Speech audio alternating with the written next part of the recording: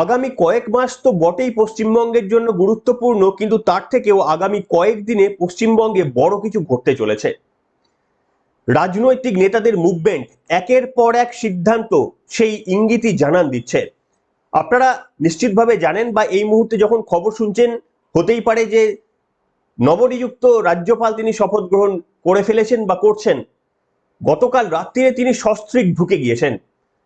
আপনাদের আজকে আমি সিকোয়েন্সটা বোঝানোর চেষ্টা করব যে পরপর এমন কিছু ঘটনা ঘটেছে যে ঘটনাগুলো পরিষ্কারভাবে জানান দিচ্ছে যে এবারে পশ্চিমবঙ্গে পরিবর্তনের জন্য এমন কিছু করা হতে পারে যেটা বেনজির, যেটা অতীতে হয়নি।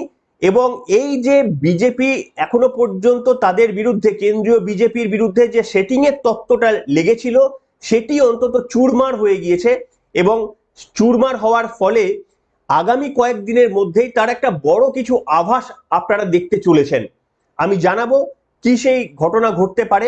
আসুন ব্যাখ্যা করি। নমস্কার, welcome to simple as ABC. আপনাদের সকলকে স্বাগত জানিয়ে শুরু করছি অত্যন্ত গুরুত্বপূর্ণ একটি খবর।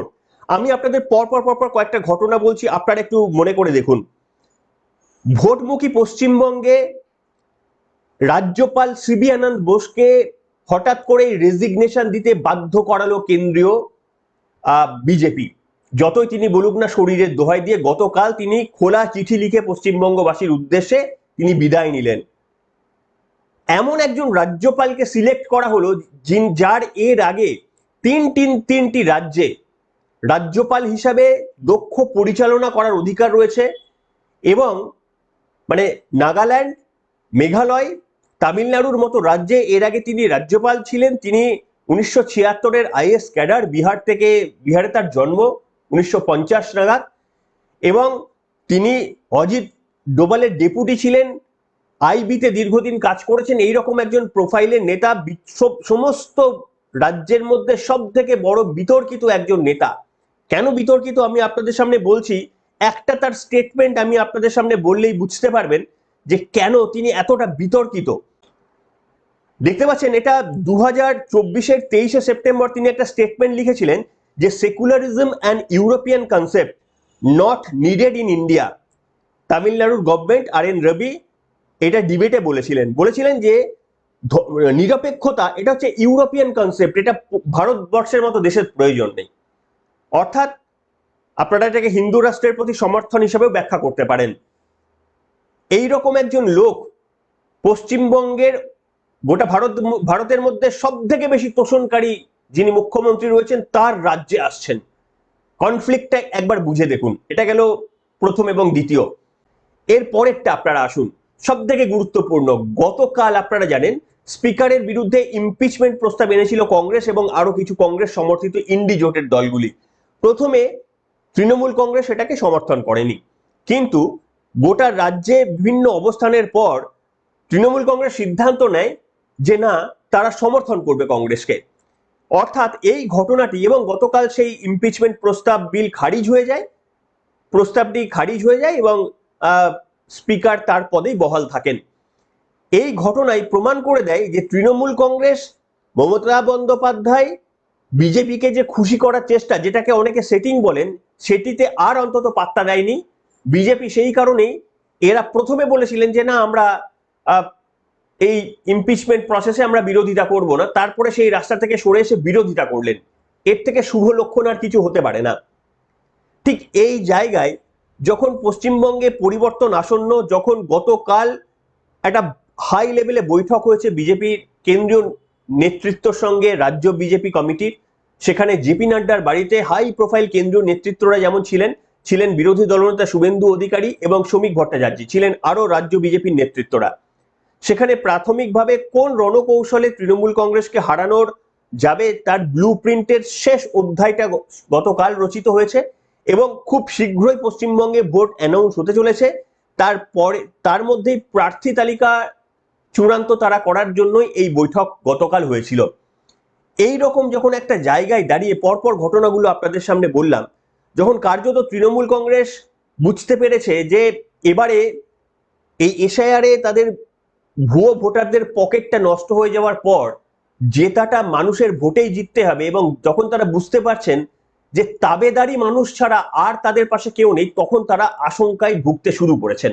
তারা বিভিন্ন রকমের স্ট্র্যাটেজি নিচ্ছেন, তার মধ্যে সব থেকে বড় স্ট্র্যাটেজি না বললেই নয়, এই যে সিলিন্ডারের গ্যাসের দাম বৃদ্ধি নিয়ে কিছু সংবাদ মাধ্যমকে আনন্দবাজার গোষ্ঠী, এবিপি আনন্দ গোষ্ঠী এবং আরো তাদের যে সমস্ত পক্ষে কথা বলা গোষ্ঠীদের কার্যত সকাল থেকে রাত পর্যন্ত আপনাদের শুধুমাত্র বিভ্রান্ত করার জন্য, যে আপনারা যেন ভয় পেয়ে যান, রান্নার গ্যাস নেই, রান্নার গ্যাস নেই, রান্নার গ্যাস নেই, বাণিজ্যিক গ্যাসের সঙ্গে রান্নার গ্যাস ঘুলিয়ে দেওয়া হচ্ছে, ইচ্ছাকৃতভাবে প্রবলেম ক্রাইসিস তৈরি করা হচ্ছে, কালোবাজারি তৈরি করা হচ্ছে।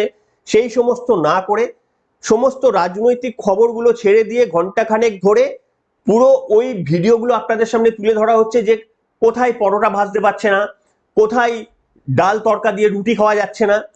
আমি দেখাচ্ছি আপনাদের সামনে উদাহরণ। দেখুন, আনন্দবাজার পত্রিকার শিরোনাম দেখুন, এখানে বলছে যে কোথাও পরোটা ভাজা বন্ধ, বন্ধ হতে পারে আঁচে ভাপা পাতুরিও, রান্নার গ্যাসের অভাবে বিপাকে শহর।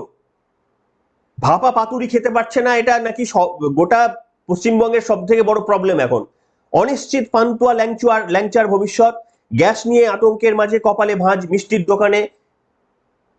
এইরকম সারা দিন ধরে এবিপি গোষ্ঠী, এরা সুমন্ত ডাইরেক্টলি ফোনে কথাও বলে নিলেন মাননীয় মুখ্যমন্ত্রীর সঙ্গে। এদের ভুলবেন না, পশ্চিমবঙ্গবাসীকে পরাধীন করে রাখার জন্য এরা যে অপচেষ্টাটা করে যাচ্ছেন, আপনাদের বিভ্রান্ত করার জন্য যে অপচেষ্টা করে যাচ্ছেন, আমি আপনাদের বলবো আপনারা রান্নার গ্যাসের বুকিংটা দেবেন, দেখবেন ঠিক কতদিন পরে আপনারা পান। এরা অপরাধ করছে, এদের বিরুদ্ধে না, এদের বিরুদ্ধে মানে কি বলবো, যাও ছেড়ে দিন। মানে এরা অপরাধ কেন করছে? এরা সাধারণ মানুষকে ভরকানোর চেষ্টা করছে। কেন্দ্রীয় সরকারের তরফ থেকে কি বলা হয়েছে জানেন? কেন্দ্রীয় সরকারের তরফ থেকে বলা হয়েছে যে 2.5 দিনের মধ্যে আপনি গ্যাস পেয়ে যাবেন, আপনি প্যানিক করবেন না, আর প্যানিক করে মজুত করবেন না। সংবাদ মাধ্যমগুলো সেই কাজটা করছে, আপনি যাতে প্যানিক করেন, মজুত করে রেখে দেন, কালোবাজারি বাড়ে, সেই কাজটা মমতা বন্দ্যোপাধ্যায়কে একটু সুযোগ দেওয়া, যাতে করে ওই মিড ডে মিলের বন্ধ, আজকে মিড ডে মিল দেওয়া যায়নি, ডিম দেওয়া গেছে, ঠিক আছে, কোনো সলিউশন কিন্তু করছেন না, শুধু প্রবলেমগুলো দেখিয়ে মমতা বন্দ্যোপাধ্যায়কে ফোকাসে এনে আপনাদের মস্তিষ্কটাকে ঘুরিয়ে দেওয়া। প্রথম অর্ধে যেগুলো বিশ্লেষণ করলাম, যে পায়ের তলায় মাটিটা সরে গিয়েছে, খড়কুটো ধরে বাঁচার আপ্রাণ চেষ্টা, ঠিক আছে। এবং তার জন্য আমার ব্যক্তিগত মতামত, আমি কোনো সংবাদ মাধ্যমের নাম নিচ্ছি না, যদি ক্ষমতার পরিবর্তন হয়, আমি চাইবো এই মমতা বন্দ্যোপাধ্যায়ের রিজমে এই সংবাদ মাধ্যমগুলোর আয়কর রিটার্ন তারা কত দিয়েছেন এবং তারা কোথা থেকে তাদের আর্থিক মেন সোর্সটা ছিল, গভর্নমেন্টের কাছ থেকে আমার আপনার পয়সায় এটা ঠিক কত টাকার বিজ্ঞাপন এই 15 বছরে বা লাস্ট 5 বছরে কামিয়েছে, কিংবা এই ভোটের আগে আগে এটা ঠিক কত টাকা কামিয়েছে, এই তথ্য স্বচ্ছভাবে আগামী দিনে যদি তৃণমূল পাল্টে অন্য কোনো গভর্নমেন্ট আসে, তাহলে এই হিসাবটা আমাদের চাই। ভোটের আগে কত কত টাকা বিজ্ঞাপন বাবদ এরা পেয়েছে, এই হিসাবটা কিন্তু আমাদের পেতে হবে। তার কারণ পশ্চিমবঙ্গবাসীকে, আমি কোনো জেনারিক বললাম কথাটা, আমি কোনো আমার কাছে কোনো তথ্য নেই, যেহেতু আমি কোনো স্পেসিফিক চ্যানেলের বা কোনো মিডিয়ার কাছে বলছি না, আমি জেনারিক প্রত্যেকটি মিডিয়ার জন্য বলছি, সমস্ত মিডিয়া যারা পক্ষে বলেন বিপক্ষে বলেন, সবার জন্য এই হিসাবটা সাধারণ মানুষের সামনে আনতে হবে। কেন বললাম জানেন? পেট্রোলিয়াম মন্ত্রকের যিনি সচিব রয়েছেন Sanjukta Sharma, joint secretary petroleum minister, তিনি বলছেন প্যানিক করবেন না, 2.5 দিনের মধ্যে গ্যাস পাবেন। কি বলছেন তিনি শুনুন। আর এদিকে সংবাদ মাধ্যমগুলো কার অঙ্গুলি হেলনে, কিসের প্রলোভনে তারা মানুষকে অর্ধ সত্য তথ্য দিয়ে যাচ্ছেন, শুনুন। Let me also address the report of panic booking. Feedback suggests that some panic booking and hoarding behavior has been triggered by misinformation. इसके बारे में मैं ये कहना चाहूँगी कि हमारा जो नॉर्मल डिलीवरी साइकिल है for domestic LPG, it remains around 2.5 days. So अगर आप सिलेंडर बुक कर रहे हैं तो 2.5 दिन के अंदर आपको सिलेंडर की आपूर्ति होगी। শুনলেন পরিষ্কারভাবে বলা হচ্ছে, আপনারা নিজেরাও এক্সপিরিয়েন্স করে দেখতে পারেন। বাঙালি নাকি এখন পাতুরি খাওয়ার জন্য মরে যাচ্ছে, এটা সারা দিন ধরে, মানে সারা দিন ধরে এই খবর চালানো হচ্ছে। পাতুরি খেতে পাচ্ছে না, জিলাপি ভাজা খেতে পাচ্ছে না, ল্যাংচা খেতে পাচ্ছে না। মানুষগুলো মমতা বন্দ্যোপাধ্যায়ের এই অপশাসনের জন্য কার্যত হাঁসফাঁস করছে, সেই খবর নেই। আমি একটা ইন্টারেস্টিং খবর দেখাচ্ছি, জানি না কারা মিস করে গেলেন, যারা চলে গেলেন। আপনারা জানেন এই যুব সাথী যদি পারি পরের দিনও বলবো, একটা মারাত্মক ঘটনা ঘটেছে। এই যে যুবসাথী মমতা বন্দ্যোপাধ্যায় দেওয়ার কথা হয়েছিল না, এই যুবসাথীর টাকা সময় মতো মমতা বন্দ্যোপাধ্যায় যেমন বলেছিলেন, সবাই মেসেজ পেয়ে গিয়েছেন, টাকা ঢোকেনি ব্যাংকে। জানেন তো, জানেন কি মেসেজ কিন্তু চলে এসেছে যে আপনার 1,500 টাকা দেখুন যুবসাথীতে আপনার প্রাপ্য 1,500 টাকা পাওয়া গেছে, কিন্তু যখন ব্যাংক থেকে মেসেজ আসছে ট্রানজাকশন ফেলড বলে মেসেজ আসছে, কে লিখছে? একটি সংবাদ মাধ্যম লিখছে, যুবসাথীর টাকা ঢুকেও ঢুকছে না, ট্রানজাকশন ফেলড নিয়ে ফাঁপড়ে অনলাইন আবেদনকারীদের নাকি এই প্রবলেম ঘটেছে। দেখুন কি মেসেজ যাচ্ছে, প্রিয় যুবসাথী, আমাদের অঙ্গীকার অনুযায়ী বাংলার যুবসাথী প্রকল্পের অন্তর্ভুক্ত হওয়ায় আপনাকে স্বাগত। রাজ্য সরকারের নিজস্ব তহবিল থেকে আর্থিক সহায়তা প্রথম মাসের 1,500 টাকা আপনার ব্যাংক অ্যাকাউন্টে জমা করা হলো।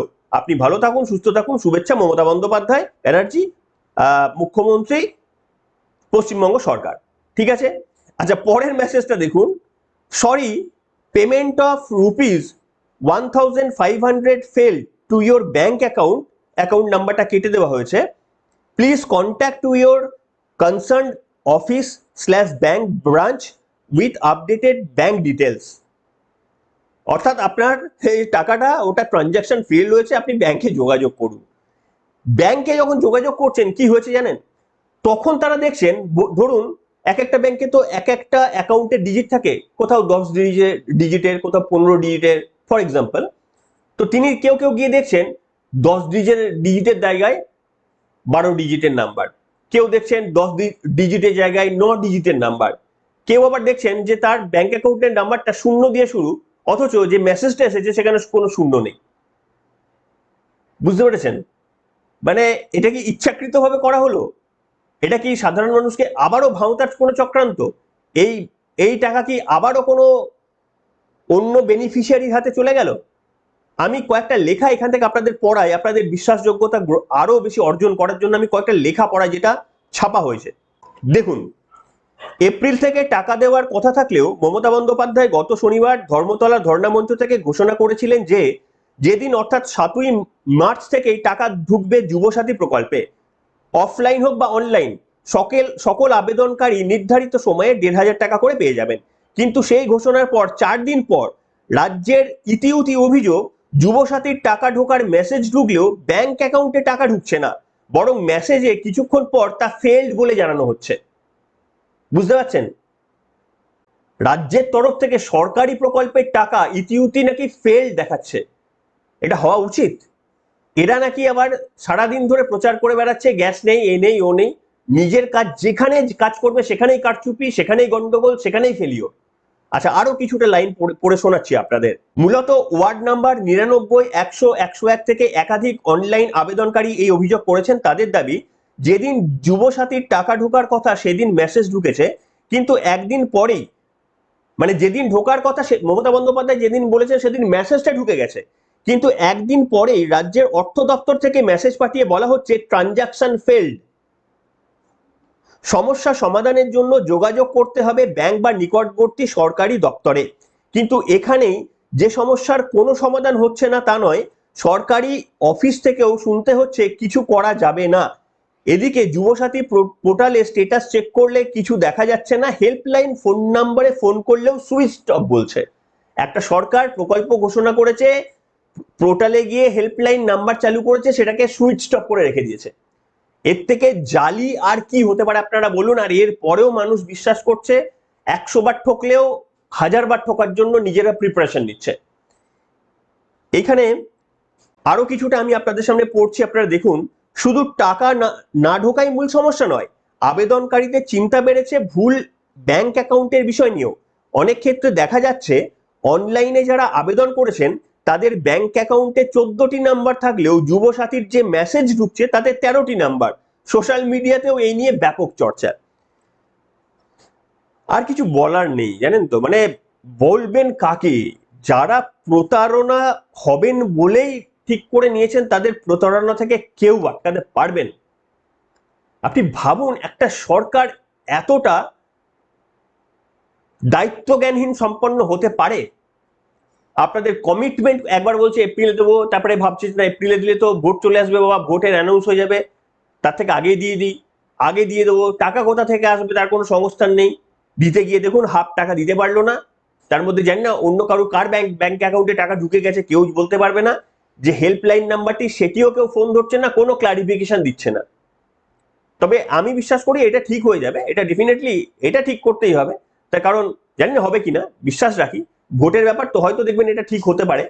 কিন্তু আপনি শুনেছেন যে এবিপি আনন্দ, মেইন স্ট্রিম মিডিয়াগুলো, আনন্দবাজার পত্রিকা বড় বড় করে এই খবর আপনাদের সামনে রেখেছে, দেখেছেন? বিষ্টুর দোকানে পরোটা ভাজা বন্ধ, বিষ্টু কাঠের সন্ধানে জঙ্গলে গিয়েছেন। আমি কাউকে ছোট করছি না, ওটাও একটা প্রবলেম, কিন্তু আমি একটি প্রবলেম, যেহেতু ওই প্রবলেমটি একটি রাজ্য সরকারকে মাইলেজ দেবে, তাই একটি প্রবলেমই আমি শুধুমাত্র খবরে চালিয়ে দিলাম। সকাল থেকে রাত পর্যন্ত শুধু একটি খবরই আমি মেনলি ফোকাস করে চালিয়ে দিলাম। আর এই যে এত বড় একটা কাণ্ড ঘটে গেল, এইটা নিয়ে দুজন সাংবাদিকের বাইট তো সুমন্ত নিলেন। জিজ্ঞেস করতে পারতেন তো, দিদি আমার আর একটা অন্যদিকে প্রশ্ন ছিল, যে এই যে টাকা ঢুকছে না ব্যাংক অ্যাকাউন্টে, এই যে আপনি বলেছিলেন তারপরেও হচ্ছে, এইটা নিয়ে আপনি কি বলবেন? করলেন না। আচ্ছা, গ্যাস সম্পর্কিত তিনি যদি প্রশ্ন করতেন, আচ্ছা দিদি আপনি বললেন ঠিক আছে, আচ্ছা সাবসিডি আপনারাও যদি সাবসিডিটা ছেড়ে দেন, কেন্দ্র তো অনেকটা সাবসিডি পেট্রোল ডিজেলের ছেড়েছে, আপনারা ছাড়েন না। গোটা ভারতবর্ষের মধ্যে পশ্চিমবঙ্গ হচ্ছে অন্যতম কস্টলিয়েস্ট যেখানে পেট্রোল এবং ডিজেল। পাশের রাজ্য উড়িষ্যাতে গেলে বা অন্যান্য ঝাড়খণ্ডে গেলে, অন্যান্য জায়গায় গেলে আপনি পেট্রোল ডিজেলের দাম কম পেয়ে যাবে। এই নিয়ে কিন্তু প্রশ্ন করলো না।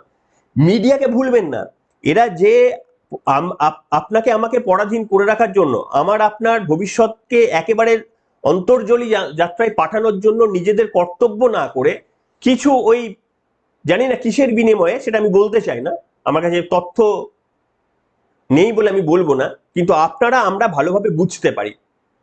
তাই আমি চাইবো ভোট দিয়ে পরিবর্তন করুন, এবং আমরা দাবি তুলবো, আপনারাও দাবি তুলবেন, যে সংবাদ মাধ্যমগুলো আজকে সাধারণ মানুষের কষ্টের দিনে পাশে দাঁড়ালো না, সেই সংবাদ মাধ্যমগুলিকে আমাদের জবাব চাই। নির্বাচনের আগে এদের সমস্ত ট্রানজাকশন খতিয়ে দেখতে হবে যে এরা ওই নির্বাচনের সময় যে বিজ্ঞাপন পাচ্ছেন, সেটা কি সারা বছরে অ্যাভারেজ বিজ্ঞাপনের মতোই, নাকি একটা বিরাট কোনো একটা পরিবর্তন রয়েছে। এইটা কিন্তু প্রত্যেকটি মিডিয়ার জন্য গোটা ভারতবর্ষেই এটা চালু করা উচিত বলে আমার ব্যক্তিগতভাবে মতামত।